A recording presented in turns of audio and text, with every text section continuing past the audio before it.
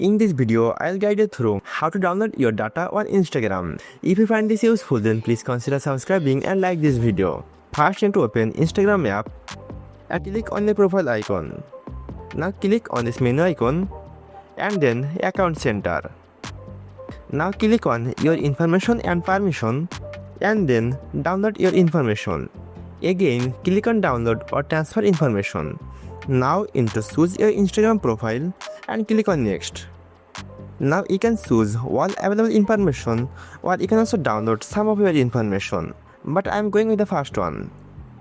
Now you can download all of your information to this device or you can also send all of the information to another device.